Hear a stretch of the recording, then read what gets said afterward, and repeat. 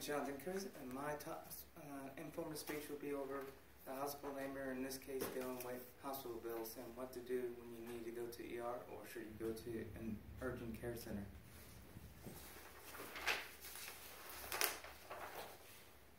This is a number I'm going to give you right now, 10,000. According to the Business Insider, this is the average hospital stay cost just to go to the hospital, but the cost will always vary based on the condition of the person. My thesis is going to be based on the fact that what to do when you go to the ER and how would you go about trying to pay for the bill. My main points I'm going to cover is basically the hospital costs, a simple restating thesis, what to do when the hospital comes in and the hospital costs and why you're getting charged so much. Also, the second main point of view would be when to decide to go to the ER and when to go to urgent care. So let's get started. So hospital bills are, first thing you need to learn about hospital bills is that they are not transparent. So as soon as you get out, go to the hospital, when you get out, you're going to be told, we're going to send your bill in through your mail. That's fine.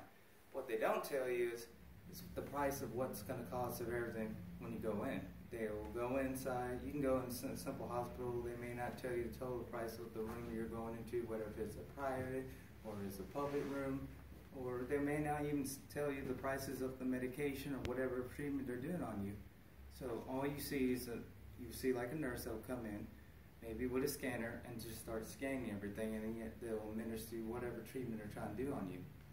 And then at the time, you're not really worried about it because you're just there to get treatment. It's only when you get home, a couple of weeks later, when you do get the hospital bill, then you look at your bill, what should have been something simple. Say if I went in for a sore throat, it should be no more than $100.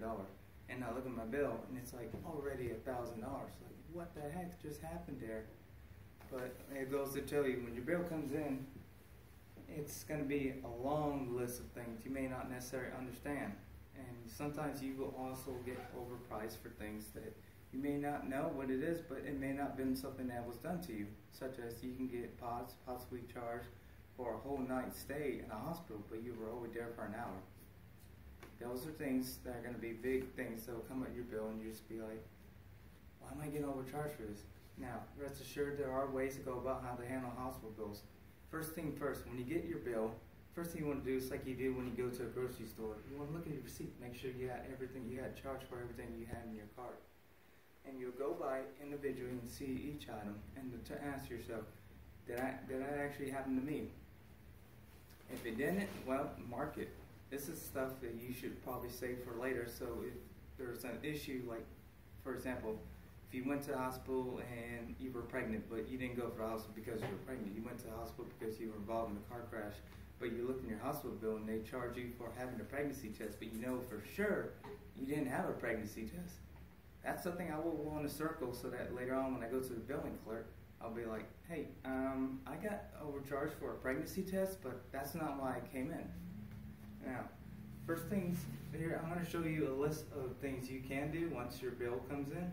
The first thing to do, as I said, check to see if everything in your bill is accurate. Make sure this is something that actually was done to you. The second thing you want to do, and this is probably the most important one, because people tend to do it all the time when they get the bill and it's just like a huge number. They're like, geez, I have to pay for it. Is don't ignore your bill. I've been guilty of it myself. It's not necessarily a good thing, and it will eventually affect you on your credit. As it goes towards debt collectors, then it will affect your credit.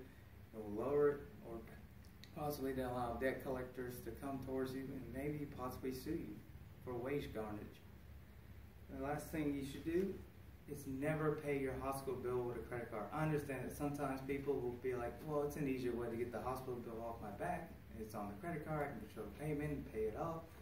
Don't ever do it, because let's just say you do pay your hospital bill with a credit card, but now you're at the point where, do you know to pay your credit card? It would may have been a simple $3,000 hospital bill, but you put it on your credit card, you're just kind of like, no problem's taken care of. But now you have that problem now on your credit. The only difference is hospital bills, they will give you options on how to pay your $3,000 bill you may have. Then what's best about it? You can pay it off in monthly plans, and they rarely have any interest to it. Credit cards, on the other hand, well, they do have interest, and it will go to your, they'll go to your credit report. Another thing you should do, as I mentioned, if you see something that's on there and it wasn't there before, they will never tell you up front, but you can actually go to the hospital billing clerk and actually negotiate a discount. They're like, hey, I didn't receive this, but yet I circled on my bill. Is there any way I can ask for a discount, have it like pay less compared to something I didn't receive or not? Hospitals will, for the most part, will negotiate, but they will give you some sort of a discount and leniency. And if the hospital ever does go to a debt collector, well, first thing you need to do is basically offer them that you can pay for something. Maybe you may not be able to pay it off. Just be like, hey, I can cover so and so much. What can you do with me to work with me on that? Because as of right now, I can't afford it. Is there any way I can pay for it? Money. All right. My second main point is I wanted to go ahead and mention this. Hospitals, for people who have insurance and insurance, I'm sure everyone's familiar with people without insurance, they have to pay more. And that's the case to be true. If you had insurance, your copay, ideally, when you go in, your insurance is going to cover maybe about 80, 90%, depending on the policy you have. So your copay can be anywhere between $50 to $150. Where if you're uninsured, you're looking at a copay between $150 to $3,000 or more, depending on the condition of you were at. Not including the fact that you may have to pay an additional $20,000 based on the surgery or whatever medical procedure they had on you. And just to give you an idea, here's some of the costs I'm going to compare between going to an emergency room and an urgent care. Say if you went in for allergies, emergency room cost for allergies would be $345, while an urgent care would be $97. That's a pretty big steep. Say if you went in for a sore throat, hospital costs would be about $525, where it can be close to $100 going to the urgent care. And then let me give you one more example. Say if I had a urinary tract infection, hospital costs could be close to $665, while you could pay up to $112 just going for urgent care. But my point to you is that when you're going to a hospital, there are certain limitations to when you should go to an emergency room and when you should not. And let me give you some examples.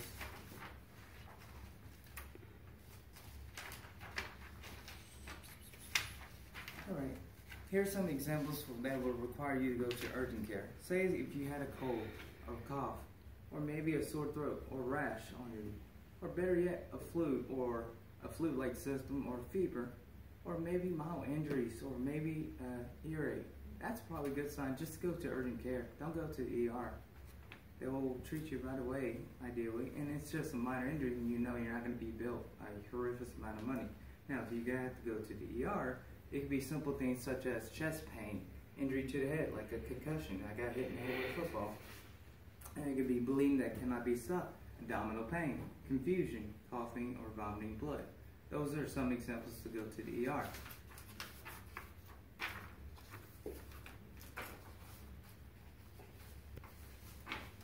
So before I go to my thesis, I'm going to give everyone a chance to go ahead. I'm sure you need to pass some examples over there for them to look at. These right here I have examples are hospital bills, and you can go ahead and look and feel free to trade among each other. They will show you the cost that each patient may pay or what the insurance may put in. You can see the cost is staggering.